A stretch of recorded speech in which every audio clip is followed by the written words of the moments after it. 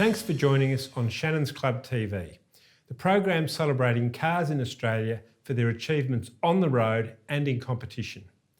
You'll find previous episodes of the show on the Shannons Club website, along with the full road and race histories by Mark and me.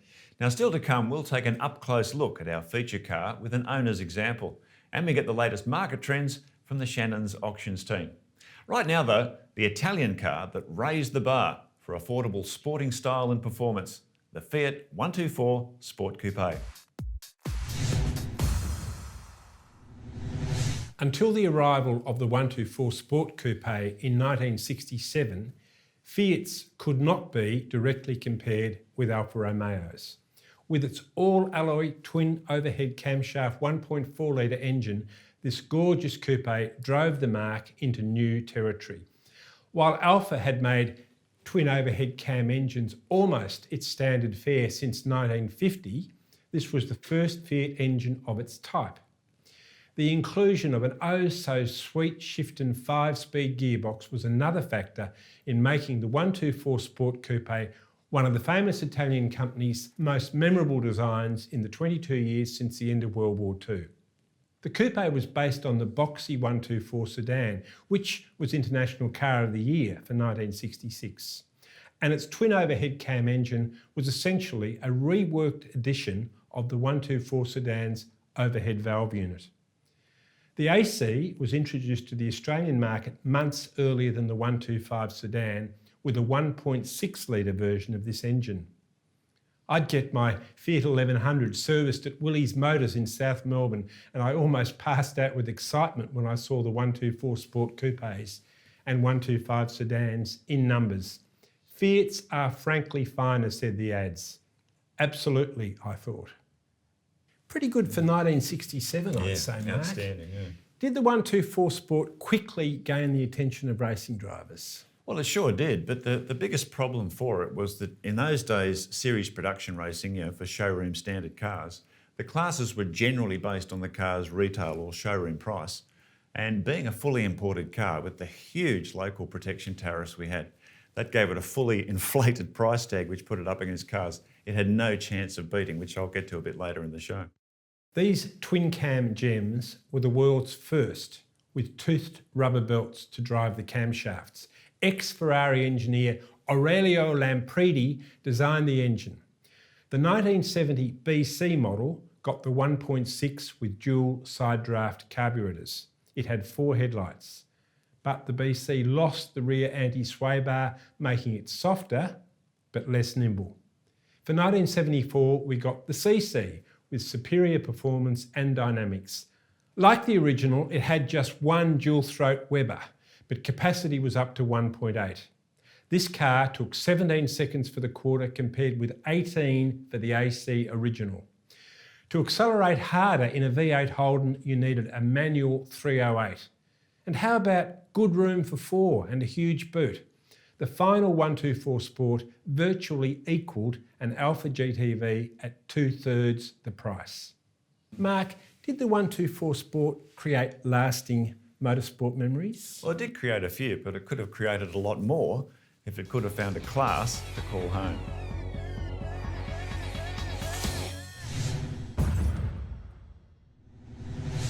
In the early years of the Bathurst 500, when classes were based purely on showroom price, there were some grossly unfair disparities in performance. Perhaps none more glaring than in 1968, when Fiat's new 124 Sport Coupe found itself competing for class honours against big Ford and Holden V8 muscle cars. Not that the first AC model had any shortcomings as a Bathurst racer in its own right. With a light curb weight of just under 1,000 kilograms, the free-revving twin-cam Italian could top 100 mile per hour on Conrod Straight, with powerful 4-wheel disc brakes and sublime handling that few rivals could match. For the 1968 Bathurst 500, Sydney's Grenville Motors provided a car for David Mackay's Scuderia Veloce team to run for Wheels magazine editor Bill Tuckey and a young rookie by the name of Alan Grice, who of course would go on to become a major touring car star and 2-time Bathurst winner. John, you've owned several Fiats in your time, no doubt including the 124 Sport Coupe.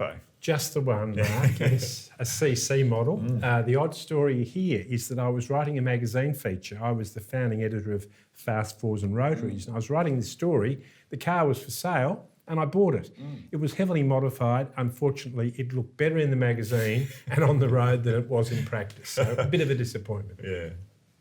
At Bathurst, the lone Fiat 124 Sport Coupe was no match for its price-based muscle car rivals, finishing 9th in class and 18th outright in 1968. However, when you compare its performance with cars of similar weight and engine capacity in other price-based classes, it's clear to see how competitive it could have been with a more relevant class structure. In qualifying, it was faster than all but one of the new 1.6 litre Fiat 125s and all but one of the 8 new Datsun 1600s, which would dominate their class for several years at Bathurst. The fully imported Fiat's high retail price continued to be its greatest handicap in the early 1970s. But by the time the Bathurst rules had changed to a class structure based purely on engine capacities, the handsome Italian was past its prime. On reflection, it's interesting to ponder just how successful the Fiat 124 Sport Coupe could have been on the mountain. You can read many other great road and race stories on the Shannons Club website.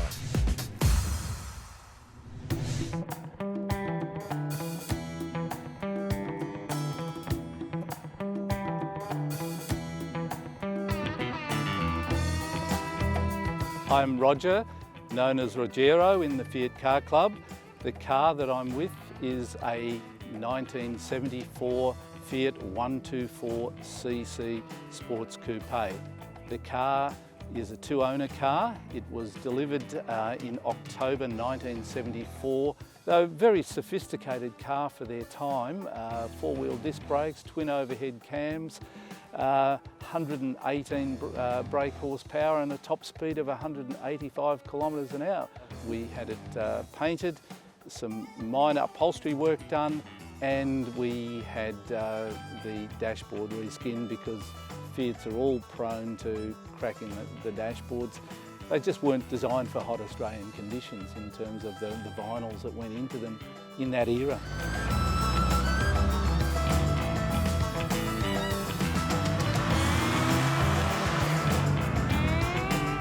What you see is a fairly original car. It's been a very popular car at car shows. People are attracted by the colour, which initially I didn't like, but it has grown on me, and it's a very 1970s colour. This car has won a number of trophies at the Fiat Autobella in 2011, 2014, 2015 as the best coupe at the show. And in 2015 I took the car to the Fiat Nationals, which were hosted by the Fiat Car Club of Victoria up at Winton. This vehicle won Best Coupe and People's Choice.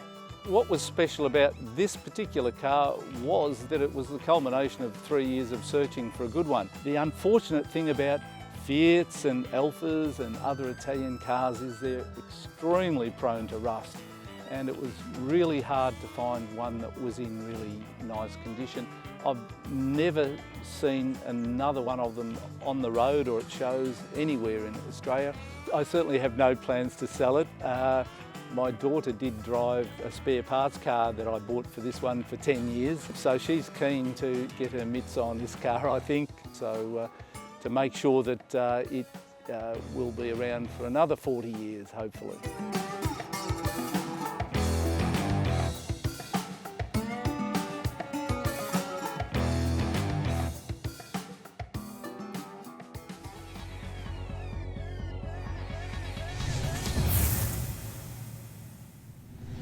Chris Borobin from Shannons Auctions joins us for a look at the Fiat 124 Sport Coupe. Welcome, Chris. Hi, John. Welcome to the show, mate.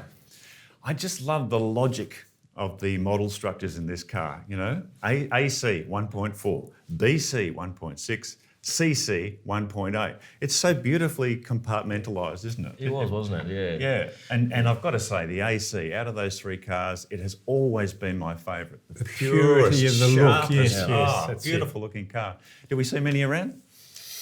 Oh, look, I think we see a few on a track. We see a lot in the club movement. There's a fairly active club, actually, the Fiat Car Very, Club. very active. They always have been, though, they haven't have, they? yeah. With a big emphasis on driving the cars, using them. And that's probably what I love about it, that enthusiasm about actually driving those cars. And again, those engines, the design came from an ex-Ferrari engineer who built those aluminium twin-cam motors. So pretty.